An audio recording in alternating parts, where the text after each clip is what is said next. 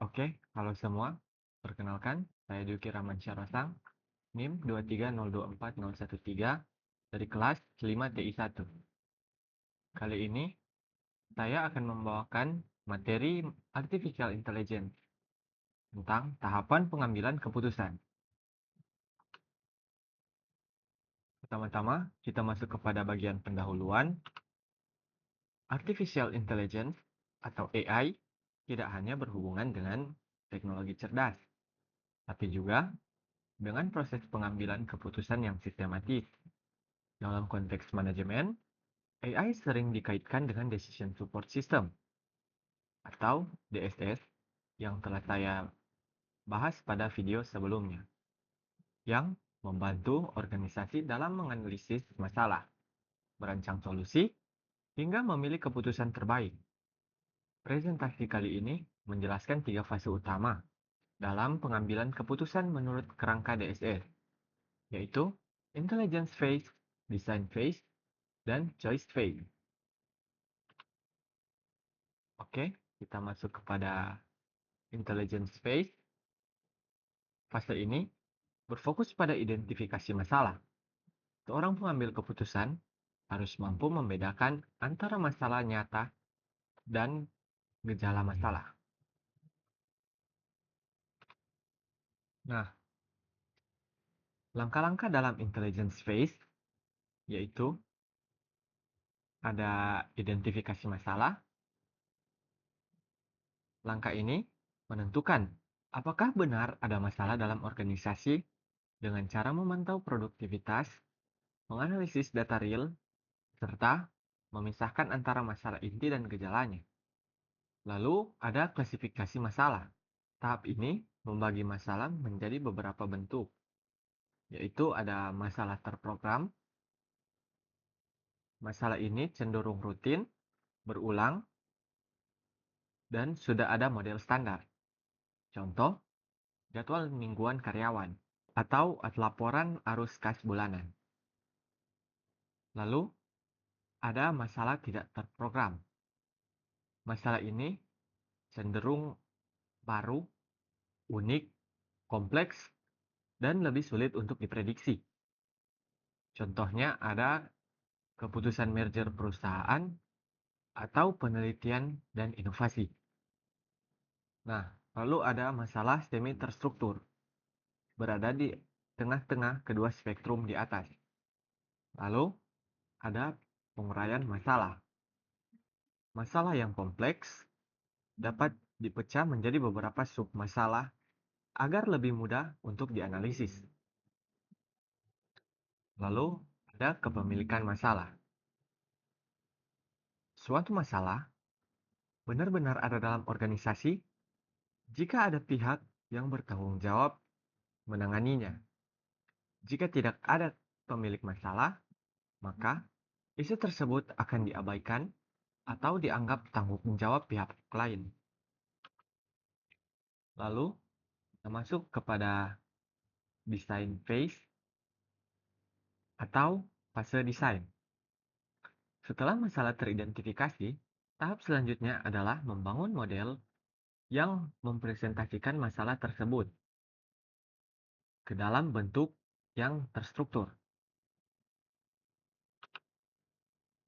Nah, proses-proses dalam design phase yaitu ada pemodelan masalah.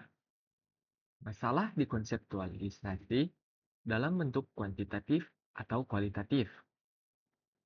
Variabel-variabel utama diidentifikasi, seperti variabel keputusan atau opsi yang bisa dipilih, lalu variabel hasil atau tujuan, serta variabel lingkungan atau faktor eksternal yang tidak bisa dikontrol.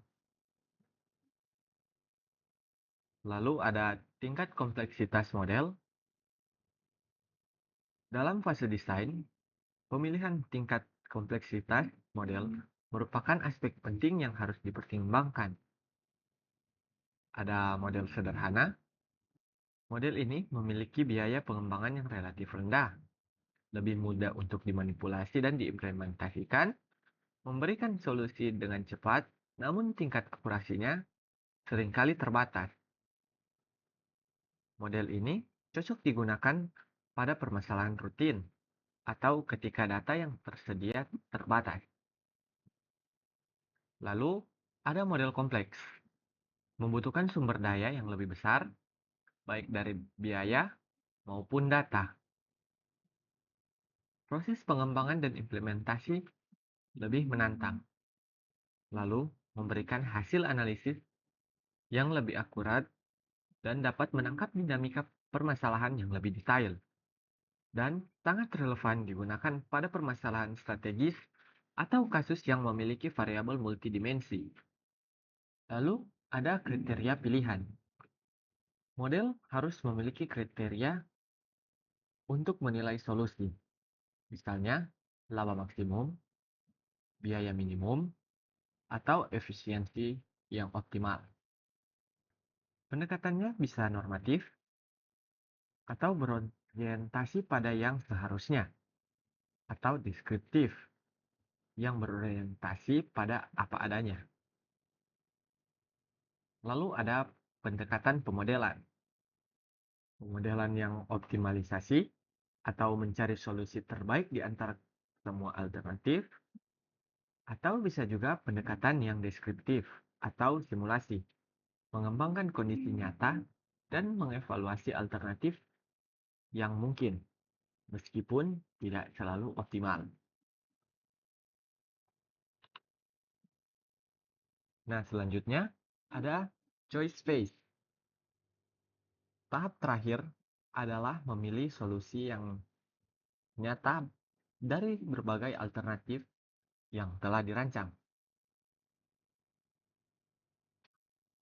Tahapan-tahapan di dalam choice phase. Pertama, ada pencarian alternatif. Dilakukan dengan berbagai pendekatan, seperti teknik analitik, memecahkan formula matematis. Lalu, algoritma, langkah prosedural yang jelas. Lalu, heuristik, aturan praktis berdasarkan pengalaman. Dan blind search, pencarian tanpa ada pola yang jelas. Lalu ada evaluasi alternatif. Setiap alternatif diuji berdasarkan tujuan yang ingin dicapai. Jika ada banyak tujuan,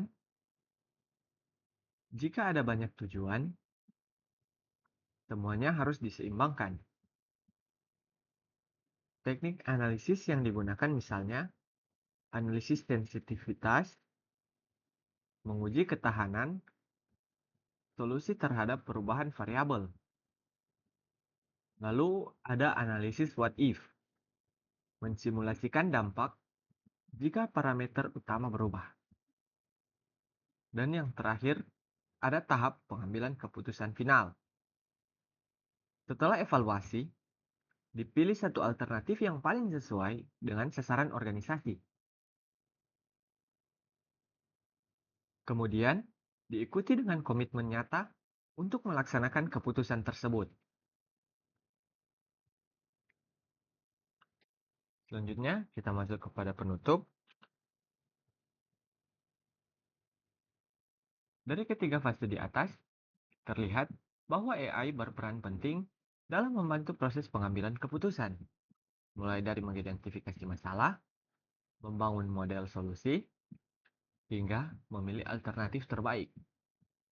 Proses ini tidak hanya relevan di dunia bisnis, tapi juga dapat diterapkan pada berbagai bidang lain, seperti riset, teknologi, dan pemerintahan. Dengan memahami alur ini, mahasiswa dapat melihat bagaimana AI tidak sekedar menjadi sebuah teknologi pintar, melainkan juga kerangka berpikir sistematis dalam menyelesaikan masalah kompleks.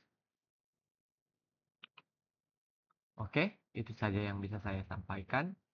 Kurang dan lebihnya mohon maaf dan terima kasih.